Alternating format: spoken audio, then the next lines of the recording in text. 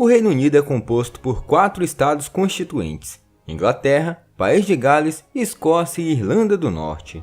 Mas há muito tempo existem tensões entre a Inglaterra e os outros 3 estados do Reino Unido. Em parte porque a Inglaterra sempre foi o poder político dominante entre eles. A Inglaterra juntou todos os estados por meio da conquista e da união política. E nesse vídeo te contaremos como isso aconteceu.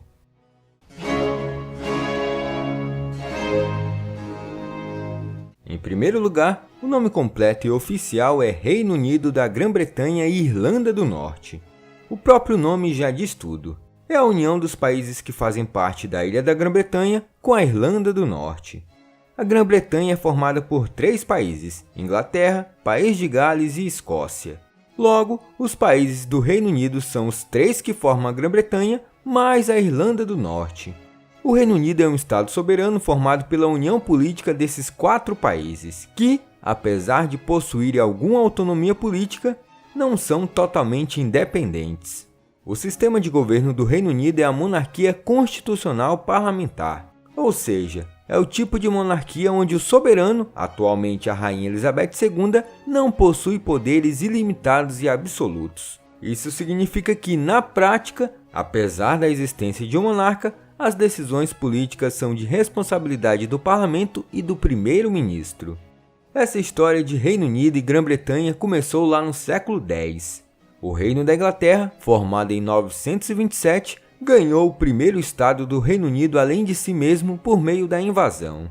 No final do século XIII, o rei Edward I conquistou o oeste do Principado de Gales, reivindicando-o como território da Inglaterra. Em seguida, ele invadiu o Reino da Escócia, que fica no norte da Ilha da Grã-Bretanha, dando início à Primeira Guerra da Independência da Escócia. Essa guerra ficou muito famosa e foi retratada no filme Coração Valente. A Escócia emergiu da Primeira e da Segunda Guerras da Independência com sua soberania intacta. Enquanto isso, o País de Gales continuou sendo um território conquistado. A partir de Edward I, os monarcas ingleses deram a seus sucessores o título de Príncipe de Gales, para significar seu controle sobre o território. Essa tradição continua até hoje com Charles, Príncipe de Gales. A falecida Lady Di também foi a Princesa de Gales durante o casamento deles. Ainda assim, o País de Gales não era uma parte oficial do Reino da Inglaterra até as décadas de 1530 e 1540.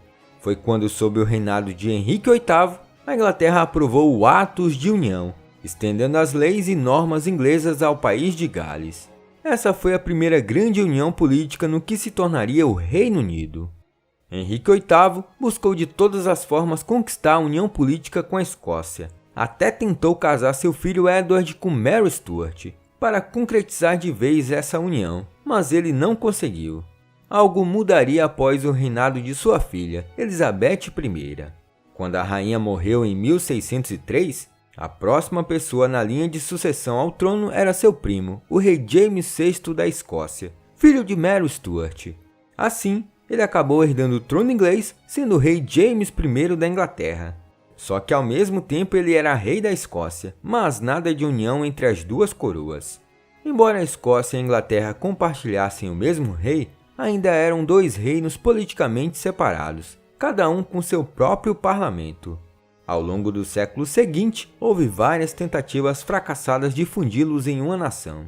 Essas tentativas terminaram em 1707, quando a Inglaterra e a Escócia se uniram como Grã-Bretanha sob a Rainha Ana. Já fizemos um vídeo sobre ela aqui no canal. Houve várias razões para essa união. Uma delas foi o fato de que a Escócia estava endividada, depois de tentar estabelecer um império colonial nas Américas, da mesma forma que a Inglaterra, Portugal e Espanha haviam feito. Diante daquela situação, os escoceses reconheceram que, se eles pretendessem estabelecer mercados e contatos no exterior, eles precisariam do apoio de uma potência marítima mais forte, que no caso era sua histórica rival e vizinha, a Inglaterra. Muitos escoceses também viram a união como uma forma de impedir os Stuarts católicos de restabelecer a monarquia absoluta e de garantir o futuro da Escócia sob uma monarquia constitucional protestante. Para a Inglaterra, havia a preocupação de que, se não se unisse à Escócia, o país poderia ficar do lado da Inglaterra com a França na Guerra de Sucessão Espanhola. Assim, em 1707, a Inglaterra concordou em dar dinheiro à Escócia para saldar suas dívidas, e os parlamentos de ambos os países aprovaram os atos de união para se tornarem uma só nação. Faltava apenas a Irlanda.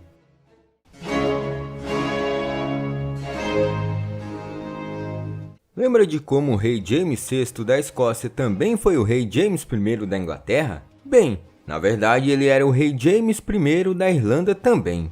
Na década de 1540, a Irlanda tornou-se um reino dependente da Inglaterra. E a Lei da Coroa da Irlanda de 1542 determinou que o rei da Inglaterra era também o rei da Irlanda. A primeira pessoa a possuir os dois títulos foi o rei Henrique VIII. O último foi o rei George III, que supervisionou a criação em 1801 do Reino Unido da Grã-Bretanha e Irlanda. A Inglaterra usou sua união de 1707 com a Escócia como modelo para a união de 1801 da Grã-Bretanha com a Irlanda. No entanto, a união irlandesa não durou tanto. Entre 1919 e 1921, o exército republicano irlandês lutou pela independência do Reino Unido. A Guerra da Independência da Irlanda terminou com a divisão do país nas regiões Norte e Sul em 1922. A região Norte permaneceu como parte do Reino Unido, que mudou seu título para Reino Unido da Grã-Bretanha e Irlanda do Norte. Já a região Sul tornou-se o Estado Livre da Irlanda, que, apesar do nome, ainda fazia parte da Comunidade Britânica. Em 1937, a região Sul se tornou a Nação Soberana da Irlanda, ou República da Irlanda. Ela aderiu à União Europeia em 1973 e ainda hoje é uma nação membro, já que após o Brexit, o Reino Unido deixou de fazer parte da União Europeia. Mas essa união entre as nações que compõem o Reino Unido nunca foi pacífica e acalorada. Volta e meia eles se metem em uma treta. Após a Segunda Guerra Mundial, houve um aumento do nacionalismo no país de Gales, Escócia e Irlanda do Norte. Isso assumiu a forma de ativismo, conflito violento e a formação de partidos políticos que enfatizavam a independência do Reino Unido. Em dezembro de 2019, as discussões sobre a independência escocesa e a reunificação da Irlanda aumentaram depois que uma eleição garantiu que o líder do Partido Conservador, Boris Johnson, permaneceria como primeiro-ministro do Reino Unido e continuaria com o plano de retirar o Reino Unido da União Europeia, conforme determinado por um referendo de junho de 2016, o tão conhecido Brexit. O Brexit era muito menos popular na Escócia e na Irlanda do Norte do que na Inglaterra. Uma forma de ambos os estados permanecerem na União Europeia seria declarando a independência do Reino Unido. No caso da Irlanda do Norte, isso poderia significar a reunificação com a República da Irlanda. A Escócia já realizou um referendo de independência em 2014, no qual 55% dos votantes decidiram permanecer no Reino Unido. Mas muita coisa mudou desde então. Na esteira das eleições de dezembro de 2019, a primeira-ministra da Escócia disse que tomaria medidas para convocar outro referendo de independência.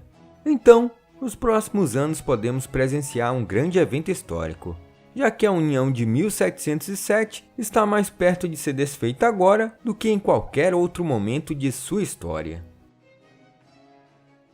Olá, eu sou o professor Danilo. Obrigado por assistir esse vídeo. Se você gostou, se inscreva no canal, deixe o like e compartilhe esse vídeo. Se você estiver pensando em ajudar o canal, você pode ajudar de 3 formas: tornando-se um membro, clicando no botão Seja um Membro aqui embaixo desse vídeo, apoiando na nossa campanha no Apoia-se, clicando no link do comentário fixado. No mais, é isso. Até mais!